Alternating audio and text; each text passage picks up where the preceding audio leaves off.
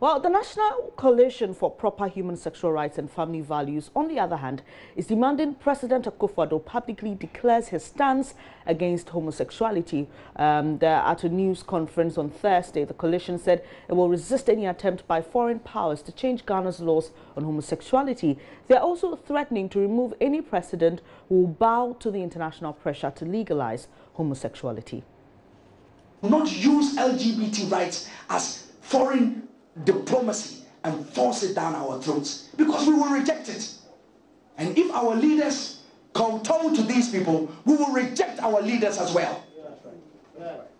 And we say so emphatically. We are not afraid. If any African or Ghanaian leader pushes this agenda on our throats, we will pray and our God will remove that leader. In fact, he will not even be president of this country. And if he is president, he will be removed. The people of Ghana will speak. Moses Famweni, the Executive Secretary and Spokesperson for the National Coalition for Proper Human Sexual Rights and Family Values, is joining us via phone. Good morning, sir. Now, Dr. Charles Reku-Brobe says your cause is meaningless. Well, first of all, good morning to you and all your listeners. Dr. Charles Reku-Brobe, is he a homosexual? Is he a homosexual? He's advocating for the rights. He's not only an advocate. He should just tell us whether he's a homosexual or not. I know he's called Tarzan. He's bold. He should tell us and stop pussyfooting. Dr. Charles Reku-Brobe, if you are listening to me, be bold and tell Ghanaians, are you a homosexual? That's the question you have to answer. Two, he says that respect for other people's rights doesn't mean imposition. My sister, what you hear them say on air, the American ambassador, Theresa May and others, does it look like respect? You tell me. When you hear the LGBT rights movement say that change our laws, what is it called, Amnesty International, didn't you hear them go and meet our Speaker of Parliament and say we should change our laws? Didn't you hear them do that? Human Rights Watch, didn't they issue a report saying that we've been killing and disturbing homosexuals and all of that, which records don't speak for? So is that respect? So Dr. Reku-Brobe, maybe he's a homosexual who wants to run away from the truth. But the truth of the matter is that it's not about respect. They don't even respect us. Let's start with Theresa May. Listen to what she said. I hope you could play it. She said, well, we colonized you 200, 300, 400 years ago. We also gave you some laws that at that time were good laws because they said on natural carnal knowledge. It was against homosexual rights. At that time, it was good. Now, after you have become independent, we are telling you that we will help you to change those laws because now we have come to the realization that those laws were bad. My dear, what is more neo-colonialist than this? When we were under your control, you were telling us that they were good. Now that we're independent, you are telling us that they are bad. Now, what stops you 5 years from now from coming to tell us that, oh, those laws that we told you were bad, were good? So what is Dr. Reku-Brobe trying to say? Now, it cannot be respect at all. You let me finish my argument, because you see, otherwise your listeners will not understand. Dr. Reku-Brobe is putting out a position that suggests that it is only respect. I am trying to throw out the argument that that's not true. In fact, all that they have been doing is to show us a lot of disrespect. Now, in that whole construct that our laws they gave to us were bad, they will help us to change. Is the British, Mrs. May, who is the head of the British government, trying to say that LGBT rights activism has now become an essential aspect of British foreign policy? Is that what she's saying? And who tells her that all the people in England, which she represents as Prime Minister, support what she's saying? Is that the way to use foreign policy? Over there in the UK, they have criminalized polygamy, right? It is a crime. Why doesn't Dr. Reku-Brobe say that those people also have rights, so they should decriminalize it? Then when we have criminalized what we don't like, you say it's discrimination. Mr. You understand what I'm saying? So all this is about a lot of disrespect for Africans and those of us who don't believe in what they are saying, because they want to push this down our throat. Let me ask you another question. David Cameron, about 6-7 years ago, told us that if we don't allow LGBT rights, they will not give us aid. My dear, does that sound like respect?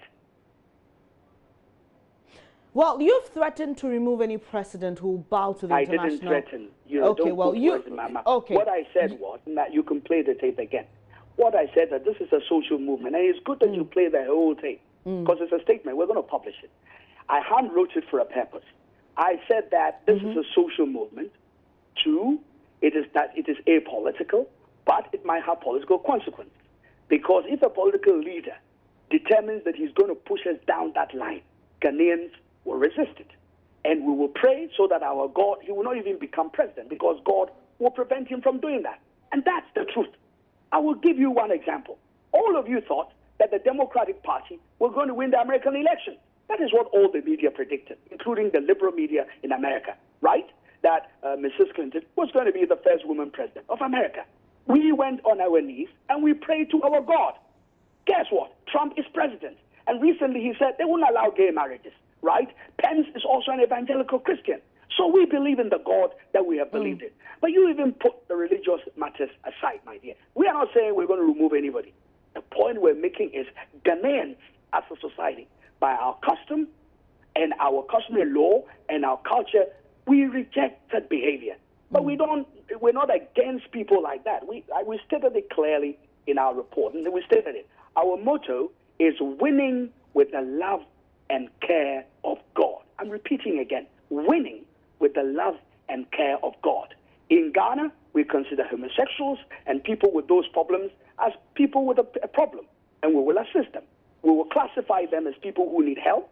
We will throw our hands around them. We will educate them. We will psychiatric treatment, psychological treatment. Where there's medical treatment, we will give it to them. And where there's spiritual treatment, we will pray for them, and the Lord will deliver them. We will give you, I can give you thousands of people who have come out of that difficulty and who are now responsible members of the community. So in Africa, that's our approach towards it. Finally, what would you say about those who say that our laws are quite ambiguous on homosexual activities in Ghana? First of all, it's not true. Our constitution doesn't talk about sexual orientation. Look at the constitution. Is there anything about sexual orientation? When it talks about discrimination, it is clear. Sex, race, color, creed, religion, it never talks about sexual orientation. So it's clear. And the Supreme Court has ruled on several occasions that if the law of the constitution is clear, you don't need any interpretation. Then Section 104 of the Criminal Offences Act, which people claim doesn't cater for lesbianism, that is fine. And that's why, as a movement, we will crave that we produce a comprehensive legislation which is solution-based to deal with the matter. By the way, Article 11 of our Constitution does not say that only statutory or constitutional law is our law. It says that our customary law is also part of our law. And Dr. Charles Rekubrobe, you say you belong to the Ashanti Kingdom. Can you go there and say that you want to practice homosexuality or you want to support it? You'll be rejected by the community that you come from. So, Dr. Charles Rekubrobe, I am an albino. My name is Moses Fuamoni. I accept the problem that I have.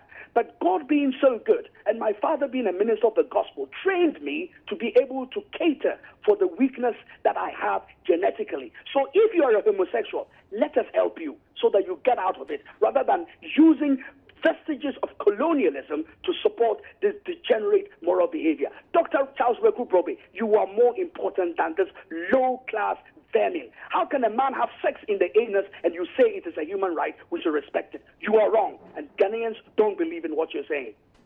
Mr. Foreman, just permit me to ask this final one. You want Mr. Rekubrobe to declare his stance. Yes, sorry, you want the president, I beg your pardon. Or not. I beg your pardon. You want the president to declare his stance on homosexuality. What about that interview with Al Jazeera speaking on the matter? Aren't you satisfied about? Oh, no. Maybe you probably, what we said was that the president should be unequivocal. I mean, if you watch the Al Jazeera interview, in fact, some people accuse him of being equivocating on the matter. I thought that he was pretty clear on two angles. It was when he was asked a trick question as to how can, because initially the president said, look, socioculturally Ghanaians don't agree with it, all right? And, the general view of Ghanaians don't support it. That was one angle. Then he said, two, it's not even on my agenda, because I presented a political agenda for which Ghanaians voted for me. and that's not part of our agenda. That was the second thing. It was the third angle when the interviewer, who clearly is one of these propaganda media people like Anderson Cooper, Richard Quest, and Amanpour, he asked that, look, how can the views that are currently against homosexual change? Then the president went into the process of saying, okay, look, I lived in England. Those days they accepted it, but now they've changed it. So in Ghana, it can change. And then he got into trouble by saying it is bound to happen. And the lady said, how can it happen? He said, well, if there's enough agitation. So people are accusing him of providing the channel and the procedure by which people can change that law. That's why you had Human Rights Watch, Amnesty International. So people are tying in what the president said with what is happening. Are you getting me? That's why we are saying as a coalition that if you look at Article 57 of the Constitution, the president is the head of state, he's the commander-in-chief of the armed forces, and the head of government. When he's the head of state, he represents all of us, what we believe in, the food we eat, the customs, and our customary law. My dear, ask Dr. Charles Reku-Brobe and those who are talking, they should show me one single Ghanaian ethnic group that admits of such behavior. Not even one. And our customary law by Article 11 of the Constitution, so Mr. President, to represent the whole of Ghana, even maybe privately, I don't know. Well, thank you for... politician has fought into office. He said the battle of the Lord. What was he talking about? He was quoting first the Bible. That is biblical, all right? So I know the president's a man of faith, and he will at the right time make these comments. But the reason why we're asking him to represent us as head of state is that this is what we all in Ghana believe in, at least the majority of Ghanaians, 99.9%. The small minority who don't believe in what we're saying, please, they are minuscule, and they have a problem, and we will help them. By the way, let me ask you a question. If you come to my house, and I take food and I put it in my ears. I take food and I put it in my stomach. I take food and I put kafaki in my anus. What will you think of me? Dr. Charles Reku-Brobe should answer that. Clearly, I have a problem. And let Dr. Charles Reku-Brobe know there is not a scintilla of scientific evidence supporting homosexual activity. And they say it's a human right. In November last year, the European Court of Human Rights, which is one of the finest human rights courts in the world, 47 judges came to the conclusion that it is not a human right.